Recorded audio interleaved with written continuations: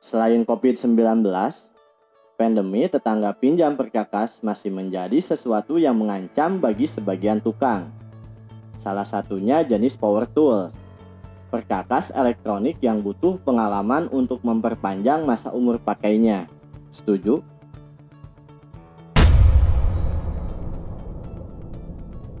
Dulu waktu masih remaja, saya sering ngobrol bercanda bersama tukang. Ya, tukang serba bisa yang dipanggil orang tua untuk membetulkan genteng bocor dan lain-lain di rumah. Orangnya sangat ramah, kita asik ngobrol sana-sini, beliau selalu menjawab setiap unek-unek yang ada di kepala saya tanpa segan. Namun, di tengah obrolan asik itu, saya menyelipkan kata pinjam, tepatnya sebuah gergaji untuk sesuatu keperluan pribadi. Wajah yang awalnya ramah berubah masam campur kebingungan. Masalahnya, saya adalah anak dari orang yang memakai jasanya. Dulu saya belum mengerti dan karena diizinkan walau sedikit mengganjal, saya ambil dan pakai. Alhasil, mata gergaji itu ompong sedikit karena menggerup sebuah paku. Kalian pasti bisa menebak cerita selanjutnya. Untuk itu, saya akan berbagi pengalaman cara menolak secara halus agar merasa tidak bersalah. Khususnya untuk tetangga dan bahkan teman dekat kita yang lebih awam dari kita. Dan kalian pasti pahamlah alasan kenapa kita enggan meminjamkannya.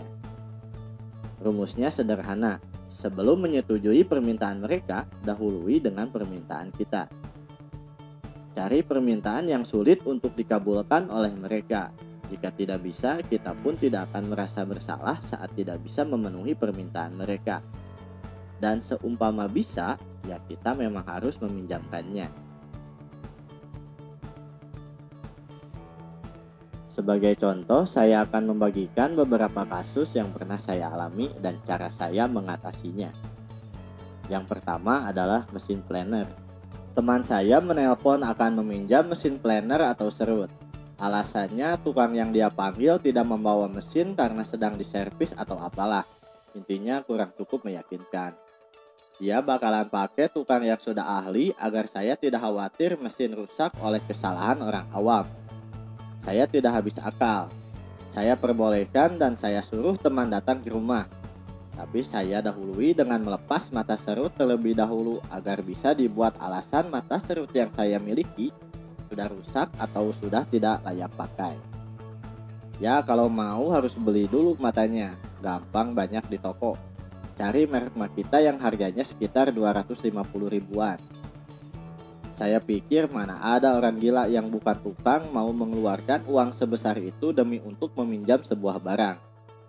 Dan hasilnya teman saya tertawa dan tidak jadi meminjam. Dan seumpama dia bersedia, kita tinggal kasih dan mungkin akan mendapatkan imbalan sebuah mata planer bagus.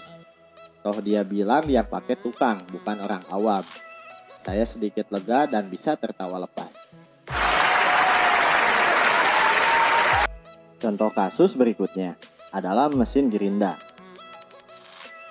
Tetangga yang jarang mampir, bahkan tidak pernah sama sekali, waktu itu mengetuk pintu. Prasangka jelek pun jadi kenyataan. Dia ingin meminjam gerinda untuk sesuatu. Saya perbolehkan dengan senang hati tentunya. Sebelumnya, saya selalu antisipasi kejadian ini dengan selalu memasang mata circular show ukuran 7 in pada gerinda dengan kapasitas yang hanya 4 in saja. Ngeri kan? Saya beri gerinda dengan kondisi seperti itu dengan wajah tersenyum lebar. Saya tunjukkan pilihan mata cutting dan kayu yang ukuran kecil sambil ngomong, "Cuman kuncinya saya lupa simpen. Kalau mau harus nyari dulu di toko bangunan."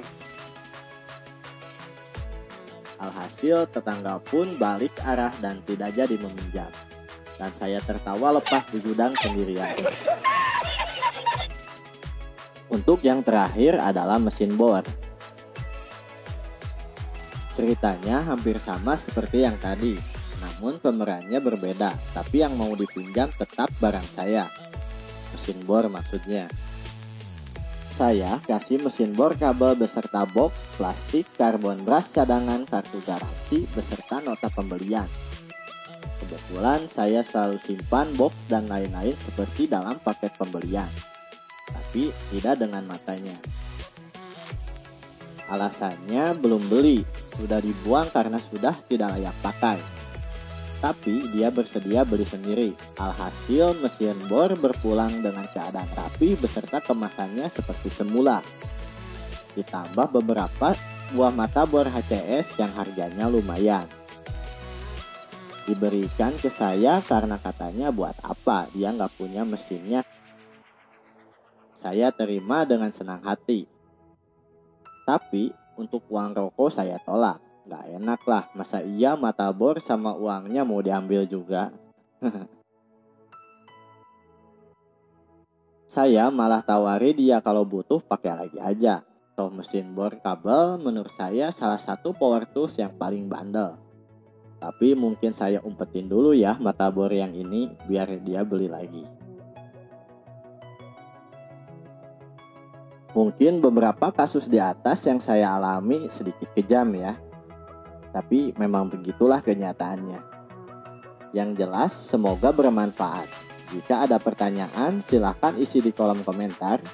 Jangan lupa bagikan agar teman-teman sesama tidak lagi takut akan pandemi istilah pinjam ini itu di muka bumi ini. Selamat berjumpa lagi di channel Unboxing.